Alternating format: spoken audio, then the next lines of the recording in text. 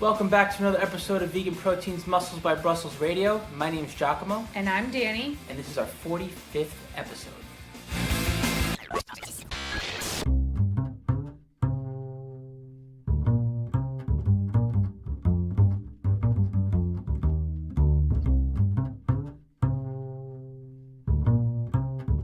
All right, so this should be airing in the first or second week of February. Unfortunately, this is our second time recording this episode. So tried to record batch episodes and I ended up deleting it, and it was a good one. So we are going to try to do it again without just sounding like we are repeating ourselves. By February, we will be gearing up for the cruise that is in early March. Very excited about that. And also, it is my birthday month. On the 16th, I will be turning the big 3-3, which is my 3 is my favorite number. So this will be double good, extra good.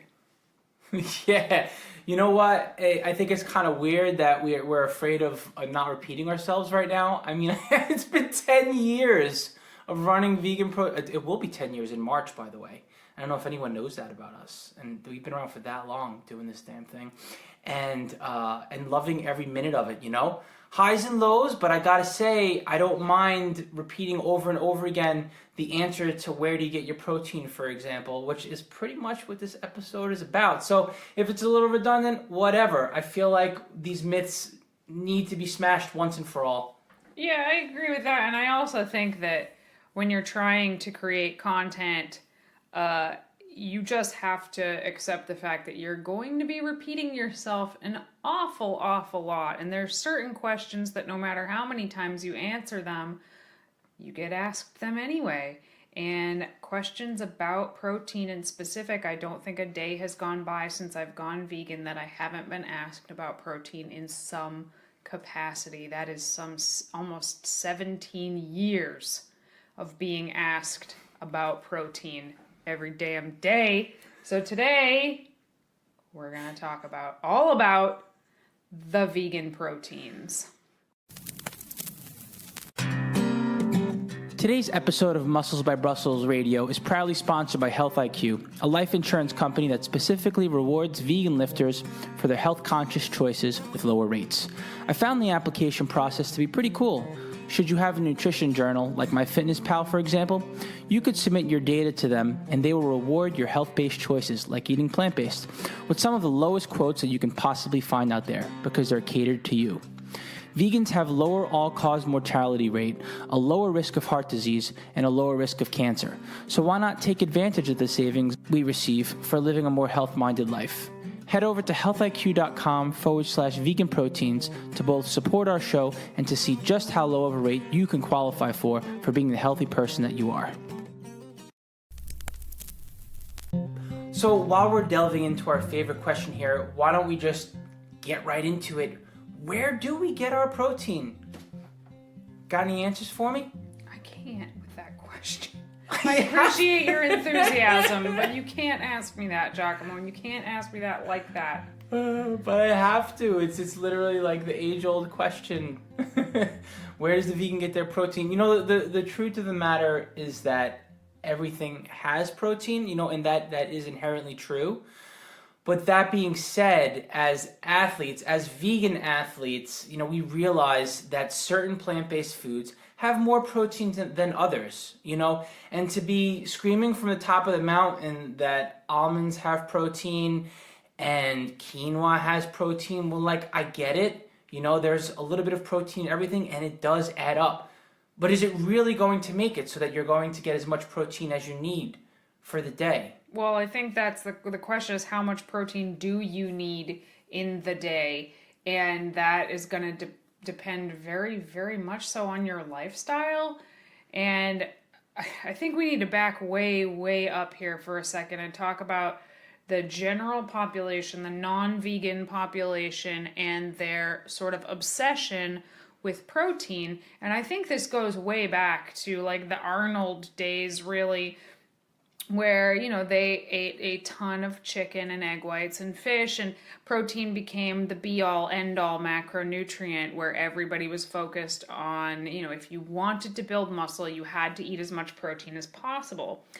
There was also, it goes back even further to a time where there were huge divides between the impoverished and the wealthy people could afford meat and dairy and eggs, and the poor people couldn't. So protein became a food of affluence. And, you fast forward to now, and then there's this whole generations, I would say, of people that think protein is incredibly important, to the detriment of other macronutrients, I think is the issue here, because protein is very important. But you look at the 90s, I feel like definitely epitomized this, with the gym bros especially thinking you needed to eat sometimes 3 grams of protein per pound of body weight in order to achieve your goals, and that's just insane. I mean, I used to hear about people eating 500-600 grams of protein a day, and that's crazy. So then you have the whole vegan community, right? And people who have recently become vegan, they're kind of realizing that they've been spoon-fed a bunch of lies their whole life, and they just go ahead and assume that this hyper focus on protein is among those lies, and that, we didn't have to eat meat and dairy to get that protein in the first place. And they're kind of right.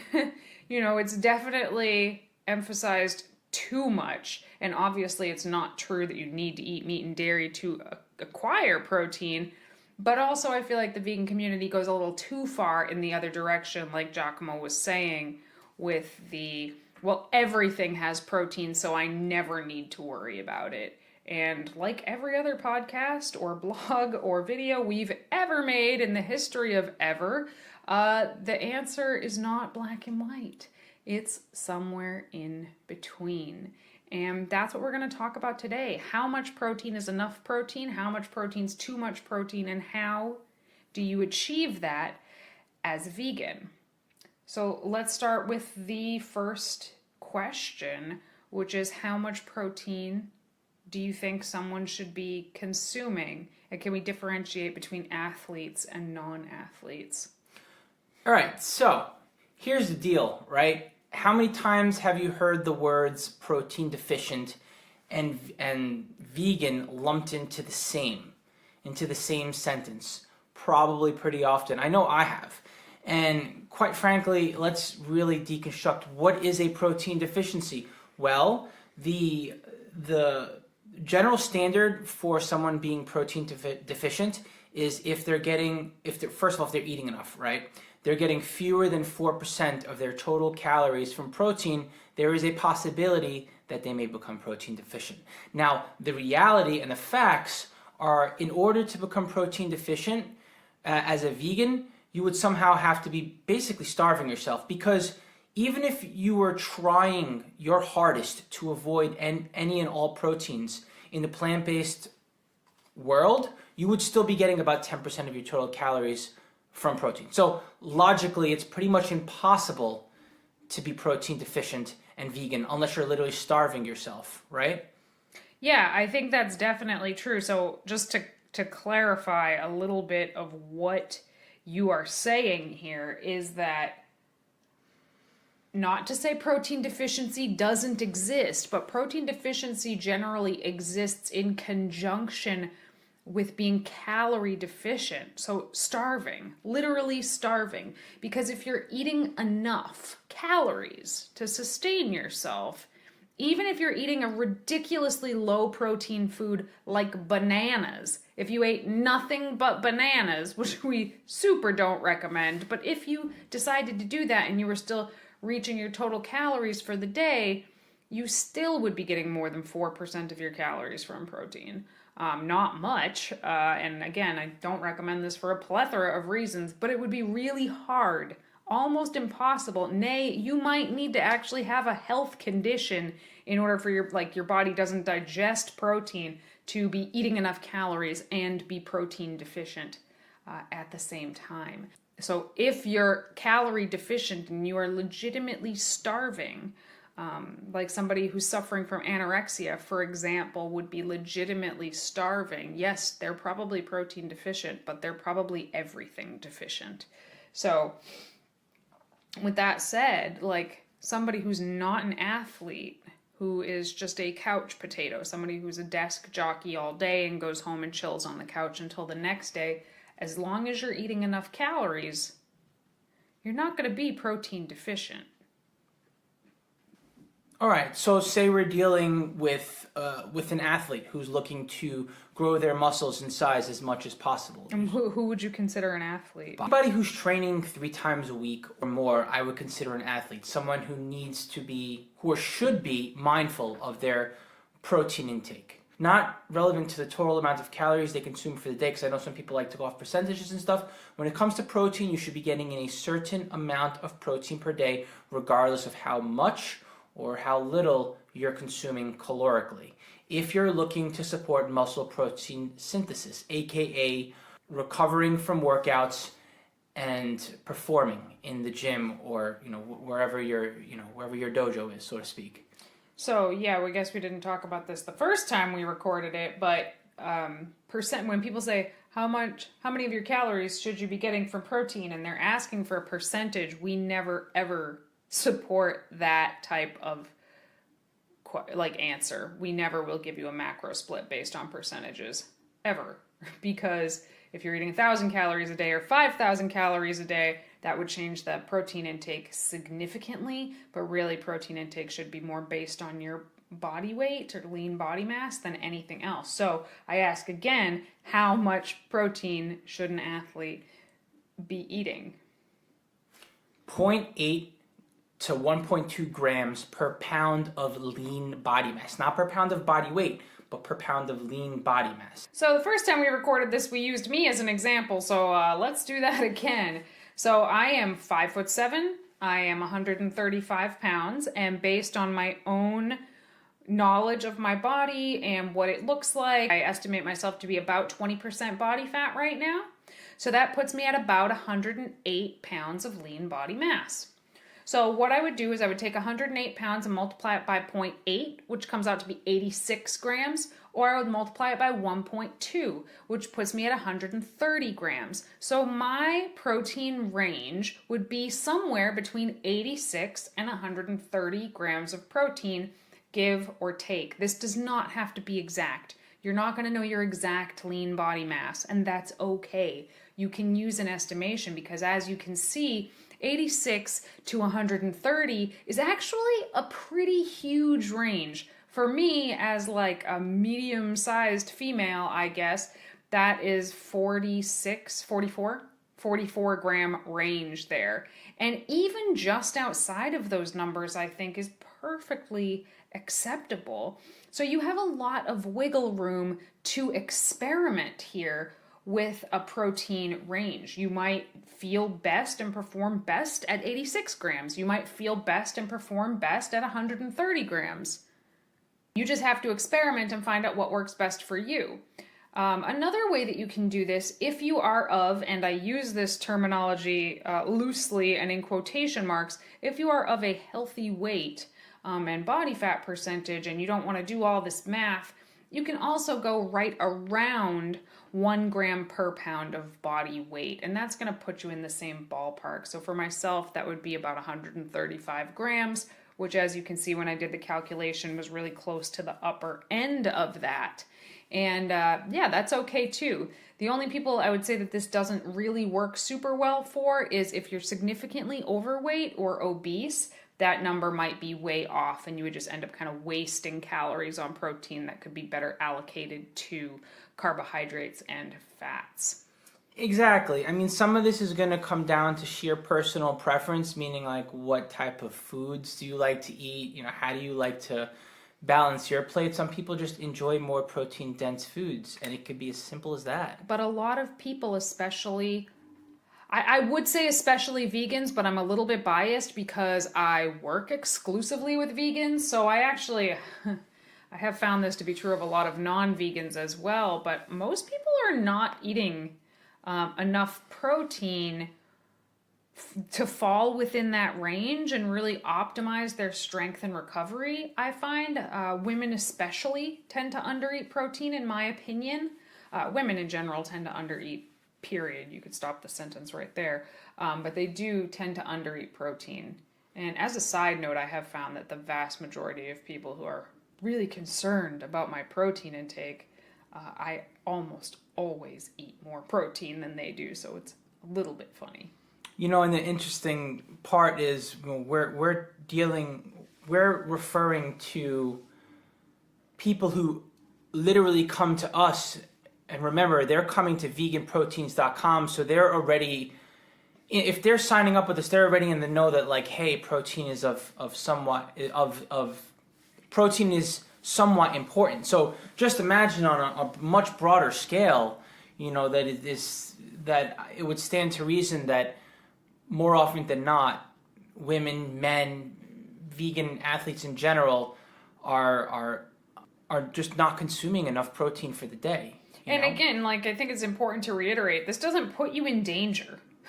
Because as we said, if you're eating enough calories, you're eating enough protein to live. Nothing bad is gonna, you know, when I get clients that they sign up with me and I go over their diet recall and I realize they're eating, you know, sometimes under 50 grams of protein a day, they're not in danger. Nothing bad is going to happen to them. But I know that people are working really hard on their diets. They're working really hard in the gym and they're just not seeing optimal results.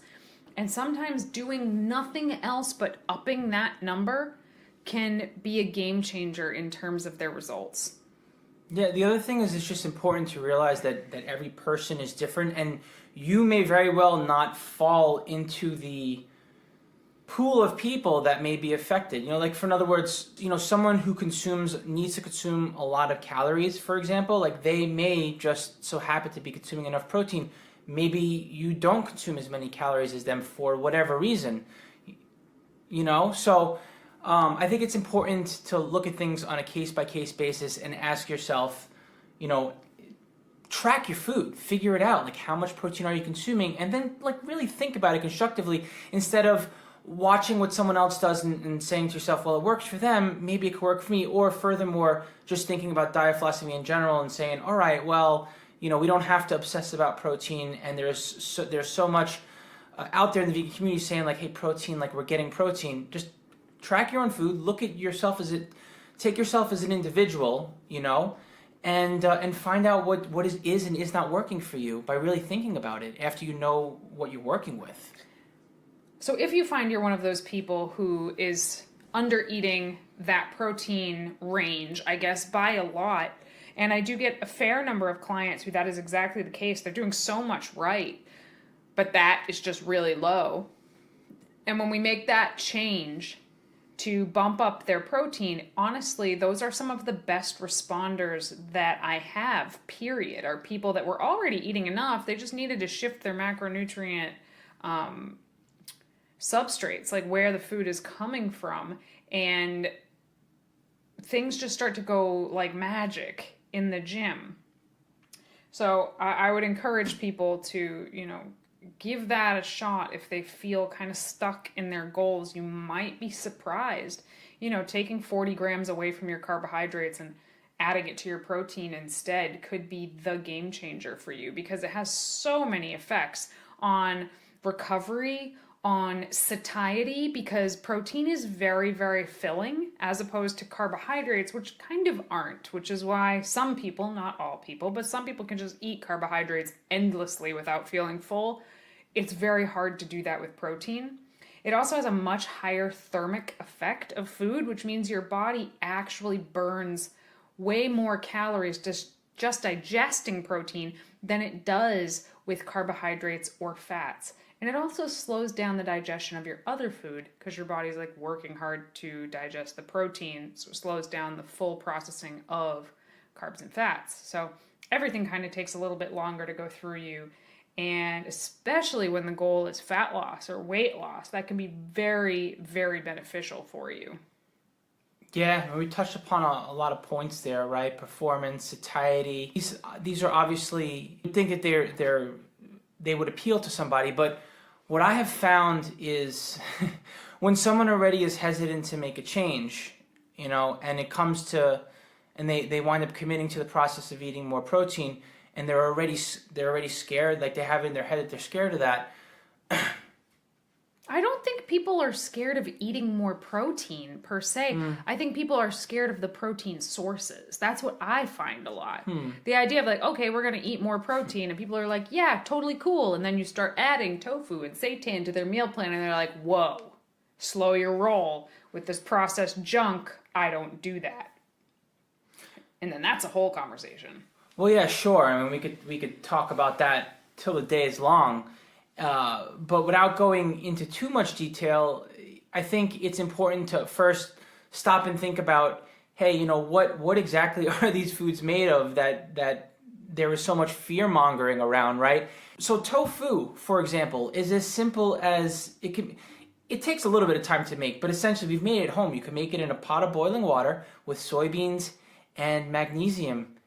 That's it, right? I mean, is there anything else you need to make tofu? Mm-mm. Soybean and magnesium and water. That's it. Yep. Mm-hmm. Simple as that. Like if that is something that I should be scared of, please let me know.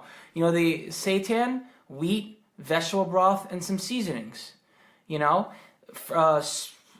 Tempeh. Tempeh is fermented soybeans. So once again, soybeans that are cultured the same way that you would yogurt. Now, when you break it down like that, is it just because it's put in a package and put on a grocery shelf in the refrigerator or the frozen section, all of a sudden people are like, they're scared to eat it, or they think that that it's overly processed or something like that. And I can't time and time again.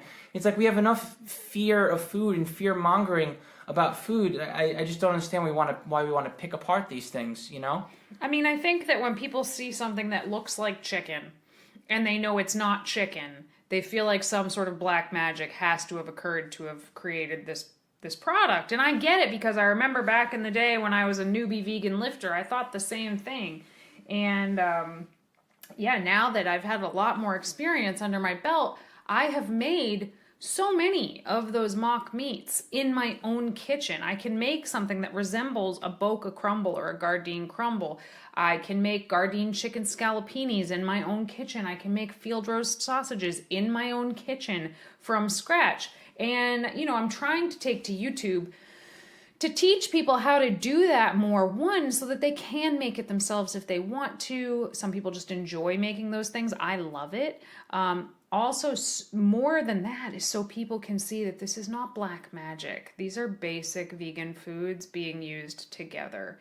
And we're not saying you have to eat mock meats. And I don't want people to think that. We don't think anybody has to eat anything they don't want to. That is the beauty of flexible dieting. You can eat whatever you want to reach your macros.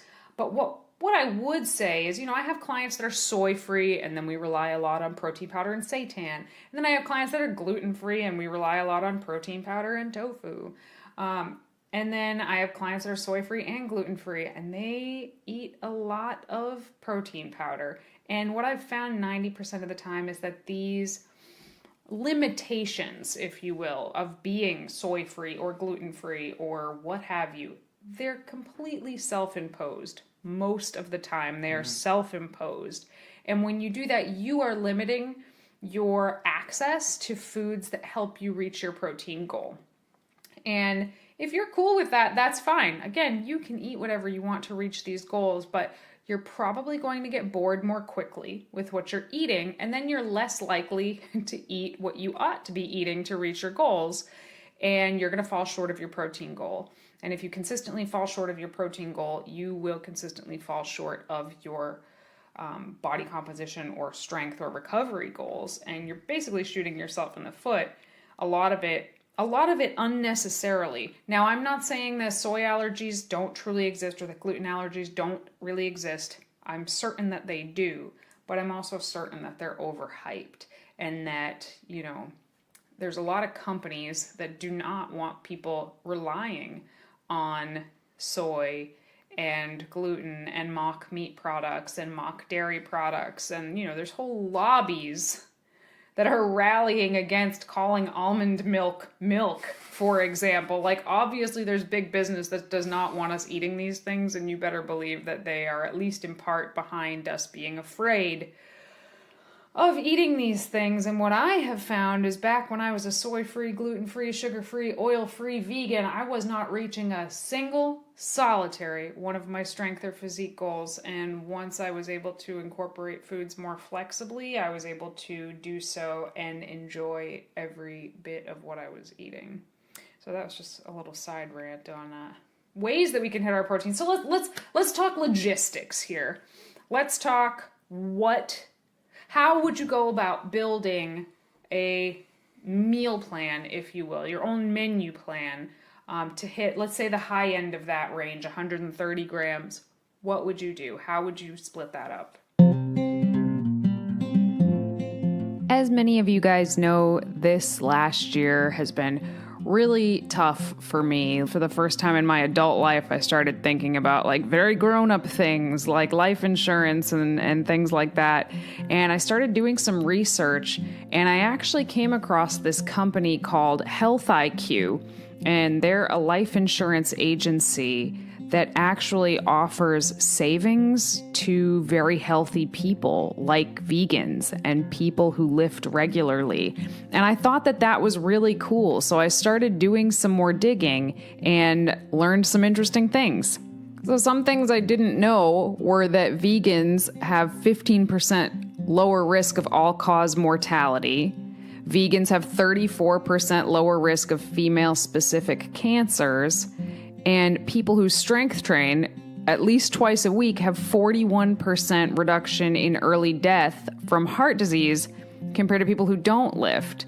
But when you think about it, oftentimes we end up paying the same prices for insurance as people who are a lot less healthy.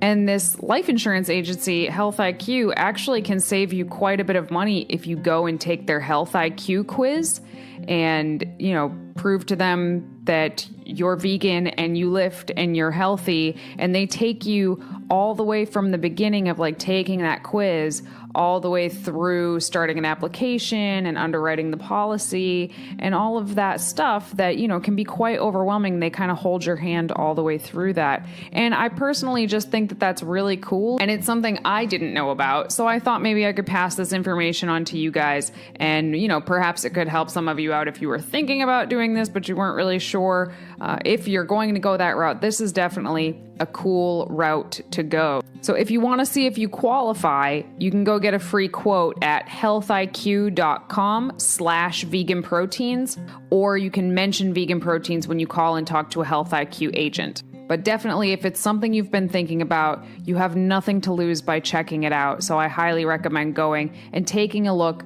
because it could save you quite a bit of money just because you are living a healthier lifestyle. All right. Well, we want to split it up into anywhere from as few as 3 to as many as 6 meals throughout the day. And the reason being is because the science says you can stimulate muscle protein synthesis, which is basically the repair of damaged muscle tissue, anywhere from 3 to 6 times a day, no more than that. So naturally, you're going to want, whenever your protein can work for you, you're going to want to split that up evenly throughout the day, in anywhere from a 3 to 6 meal per day ratio. Yep, so we would want to maximize, to a degree, maximize muscle protein synthesis as much as we can. So fewer than 3 meals, we'd be, leaving some gains on the table with some opportunities for stimulating muscle protein synthesis. More than 6 meals, and the protein feedings are probably going to be so small that they're going to be below that protein threshold of stimulating muscle protein synthesis, which is, depending on the person, between 20 and 25-ish grams of protein. So if you're eating a meal that's 15 grams of protein, for example, it's probably too low to stimulate muscle protein synthesis. Yeah, which is why I usually like to kind of find the sweet spot around 4 or 5 meals a day. So let's just take 4 for an example. We have someone who wants to get 130 grams of protein in a day. It doesn't necessarily have to be completely evenly distributed. What I usually prefer to tend to do is I'll have a little more protein pre and post workout, because that's usually the time of the day where, one, I want to feel full and energetic going into the gym, and afterwards I'm usually ravenous and insatiable. My hunger is just insatiable. Like I want to keep eating. So that little bit of extra protein pre and post workout works for me as far as my muscles are concerned and my satiety signals are concerned. So like say 35 grams pre, 35 grams post, and then 30, maybe for a snack or lunch, and then another 30 grams for dinner. I will literally take protein-dense foods and stagger them throughout those 4 meals. Maybe I'll go for one of the vegan meats, like a tofu or seitan for lunch and dinner, and then pre and post. For convenience purposes, I know, Danny, you're not really a fan of the protein shakes. You like to, you don't like to drink your food. But for me, honestly, I find it's a good time, convenience-wise, to get them in. And then I build around that. So I think, you split it into the number of meals you want. And if you're using something like MyFitnessPal, which I recommend if you're tracking your food in the first place, MyFitnessPal is a great way to do it. So split it into the number of meals you want. Plug in your protein-dense foods first. So what are some protein-dense foods that are vegan? Well, tofu, tempeh, seitan, Beyond Meat, Gardein, Field Roast, Boca, Eves, Light Life, a plethora of protein powders like Elevate Nutrition, Clean Machine, Plant Fusion, Raw Fusion, True Protein, Sun Warrior. I mean, there's so many now. And what you'll find interesting is not just what's on this list, but what is not on this list are things like beans and peanut butter and quinoa. Because if you were to look at the Instagram memes, you'd think that's where all the vegan protein is, right? In the pumpkin seeds and chickpeas. And guess what? That's not true. So yes, they do have some protein. A half a cup of chickpeas has 5 grams of protein. Whoop-de-doo. Do you know what else a half a cup of chickpeas has? 27 grams of carbohydrates. Chickpeas are a carbohydrate food with some protein. Look at peanut butter. 2 tablespoons, 2 measly little tablespoons of peanut butter has 6 or 7 grams of protein. Do you know what else it has? 16 grams of fat. So peanut butter, for example, is 80% fat. Hemp hearts, very high in fat. Almonds, cashews, any nut or seed is going to be predominantly fat. Chickpeas are about 70% carbohydrates. Lentils, black beans, kidney beans, all of those are going to be very high in carbohydrates. That does not mean that the 5 or 6 grams of protein in them doesn't count. It means you don't want to make that the main protein of your meal, or unless you are a larger person or somebody with a very fast metabolism, you're probably going to go over your carbohydrate or fat goal using those as your main protein sources long before you hit your protein.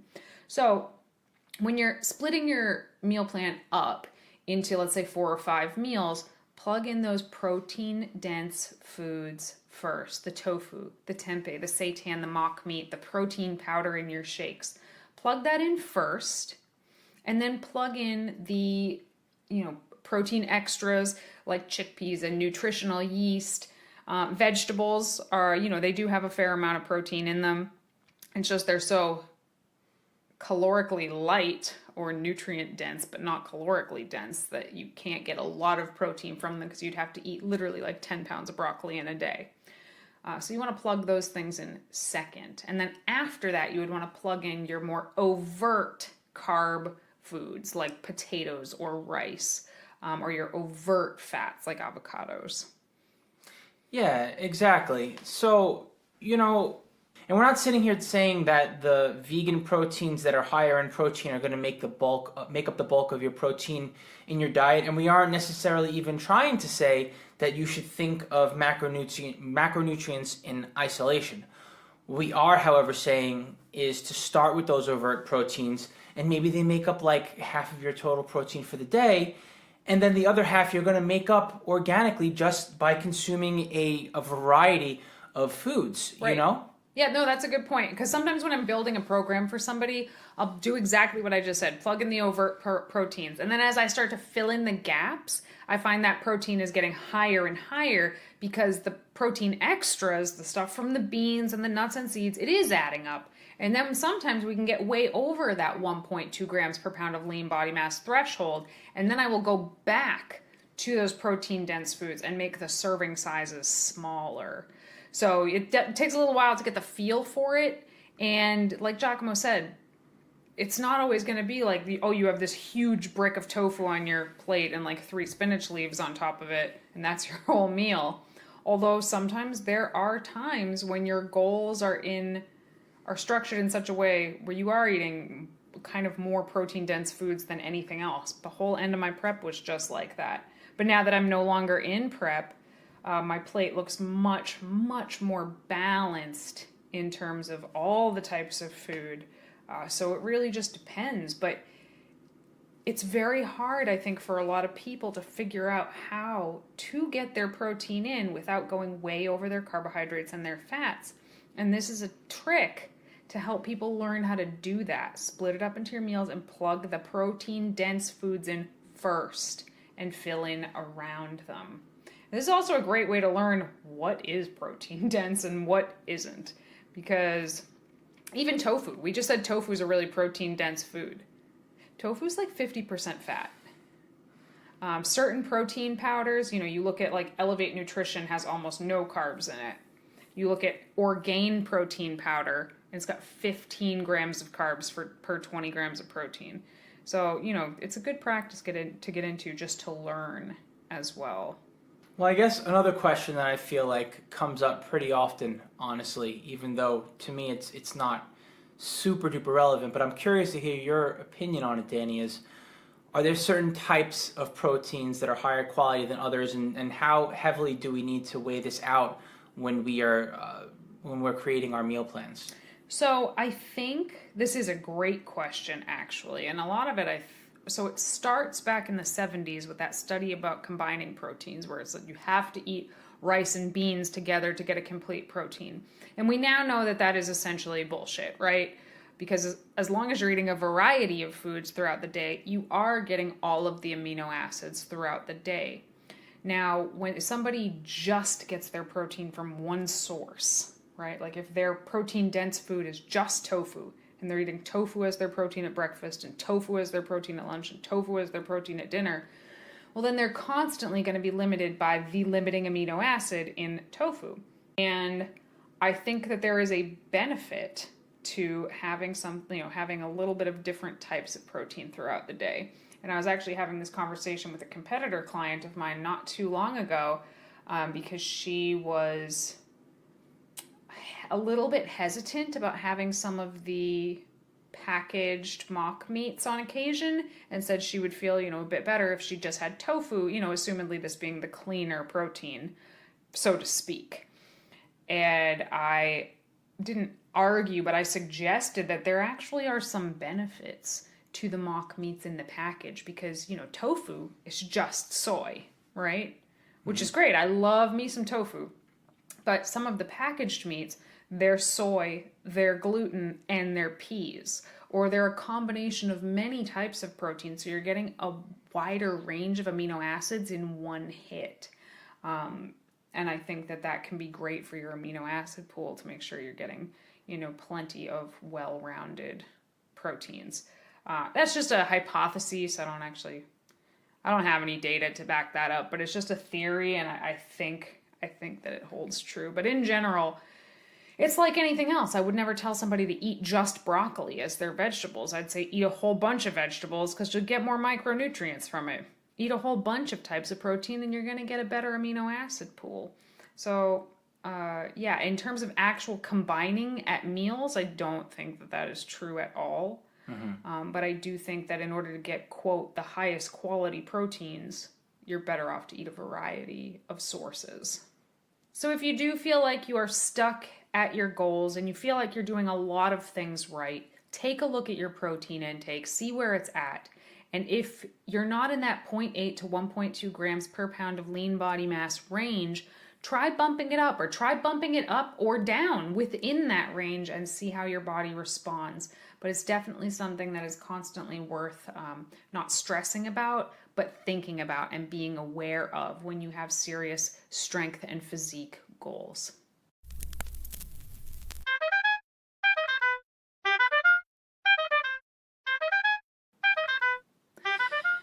right, moving on to our question and answer segment. So unfortunately, we did have 2 questions that we recorded in the first time we recorded this episode, and they are gone. So I can't even remember what they were or who they were from. If you had a question and you don't hear it answered by the end of June, ask it again. All right, Giacomo, this question is for you. It is from Vegan Shred on Instagram. What are some winter foods that don't pack on the pounds? What's up, Aaron? Didn't I hear from you like yesterday? It's good to hear from you again, my friend. Aaron just finished competing himself, so I'm sure that he's, wanting to keep up with his conditioning and whatnot. And regarding your question, we're going to be going for, I think when our concern is to not pack on the pounds, it's a matter of keeping within our caloric budget, right? And we want to keep within our caloric budget and we want to maintain a certain level of conditioning. My suggestion here is to go for voluminous foods that are good in the wintertime. I think squashes are major. Squashes are really helpful. I think beans are good too because they're fibrous and a little high in protein. Lentils specifically. I was going to say lentil soup. Yeah. And soups in general in the winter. Right. Some are denser than others. But like lentil soup or any soup, it's hot. You can control exactly how voluminous it is. So like when I want something hot that is really low calorie, I will do a vegetable soup that it's basically just vegetable broth with carrots, onions, celery, and greens and spices. And that's like as low calorie as you can get. Some cabbage in there. But if I want to make it a little denser, I'll add some potatoes or I'll add some lentils or seitan, or you could even add noodles and make like a seitan noodle soup. So I feel like there's so much that you can do with soup. So that's one idea. Yeah, I just wonder if I'm going to piss people off with this one because it's it's the food that people tell us, it's the number one food that people tell us, like, I like anything but mushrooms. But mushrooms are not only relatively dense in protein, they're filling, and they go good in soup too. People that hate mushrooms also hate eggplants, is what I've found. Mushroom and eggplant. Really? On our list of like, what foods do you like? What foods do you dislike? If someone says mushrooms, they almost always say eggplant. Interesting. Let's see some other wintry foods. So I don't know, we live in like the tundra, but I know that you live in Canada, so I imagine it's like that there too. But cruciferous greens, collards, kale, that definitely are good food that's still growing in the winter here. And yeah, I think you covered it with squash. Those are my favorites there. Mm-hmm. All right, I got a question for you, Danny. Mm-hmm. What can you do to boost your metabolic rate? This question is from Sweet on NH on Instagram. What can you do to boost your metabolic rate? So there's actually a lot of interesting research coming out right now. And when I say interesting, I mean depressing. In that, it looks like there's actually very little we can do to boost our long-term metabolic rate and our long-term set point, like our metabolic set point, which is, for me, sad because mine has never been particularly great and I'm always trying to find ways to speed it up. But it looks like that might not be a thing that whether you can do it or we just haven't figured it out yet. But there's things you can do in the short term. So when I think metabolic rate, I think about the way your body is, right? Like how many calories do you burn at rest? It'd be like, what's your eye color or what's your hair color? What's your metabolic rate? And that's what I mean when I say it looks like we probably can't change it. But we can change it in the short term. We can find ways that we can burn more calories today and tomorrow, and things like that. And those things would be the first and probably most important one, I would say, would be to build muscle. And I mean this in a couple ways. One, muscle is more metabolically active. Lean tissue is more metabolically active than fat tissue. So just muscle existing on your frame burns calories. Likewise, this sounds kind of counterintuitive, but having a few more pounds on us will make us burn significantly more calories. Smaller people burn fewer calories. that's really important to remember, and it's the reason why a lot of people plateau while they're dieting, is not because their metabolism slowed down, it's because a 130-pound person burns a lot fewer calories than a 150-pound person in a day. So building muscle and having that muscle be sort of added to our body weight is probably the best way to burn more calories. Also, in my opinion, eating a higher protein diet helps us burn more calories, again, because of that thermic effect of food. And then the biggest one is your NEAT, moving your body throughout the day. For me, this is my steps, and I get made fun of a lot for hitting my step count every day. As it is 8:30 at night, and I have to get about 6,000 more by the time the night's over. But I would say for every, man, I can't remember exactly. I want to say you burn an extra 100 calories for every 1,000 to 2,000 steps you take, depending on your size. And that's really easy to do just by little things like parking in the back of the parking lot, walking up the stairs, pacing while you're on the phone. Being a fidgety person burns more calories. And the very last thing I would suggest is taking a zinc supplement. Zinc citrate specifically, about 20 to 30 milligrams with food, or you will puke. I promise. In some studies has been shown to burn an additional 100 calories per day, which isn't a lot, but every little bit counts. 100 calories a day is almost a pound a month in either weight loss or an extra 100 calories a day that you could eat without gaining weight. And just to add one other point here, if you've been under eating for a while, you'll just maintain the same body weight, eating less calories, for example. Your metabolism will literally meet you where you're at and down-regulate by up to around 15%. So in other words, you could do the Danny trick and increase your NEAT by doing more steps. Not to say that's what she's doing. It's just a way to increase your NEAT manually, or you could increase your NEAT automatically just by eating a little bit more. I'm not talking like go overboard, but say you add anywhere from, 50 to 125 calories more on your plate if you've been under eating. You'd be surprised where your body literally adapts to that and nothing else changes other than the fact you're eating a little more. Because guess what? When you're putting a little more fuel in the tank, but it's not over the top, you are going to just start naturally fidgeting more just because you have more fuel coming in. Your body's like, all right, we could use this stuff. That's a great point, Giacomo. That's a really good one, and 100% true. But that's kind of a trial and error one. Like, you kind of figure that one out as you go. Like, okay, look, I'm eating a little bit more and my weight's staying the same and I feel better. Oh, I'm eating a little bit more and my weight's staying the same and I feel better. Oh, I'm eating a little bit more and now the scale is going up. Okay, you found your threshold. That's where it is.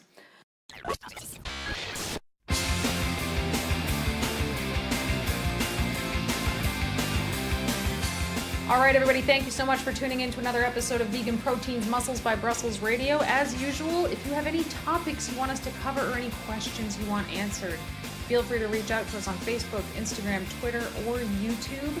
Thank you again so much for listening. My name is Danny. And I'm Giacomo. And we will talk to you soon.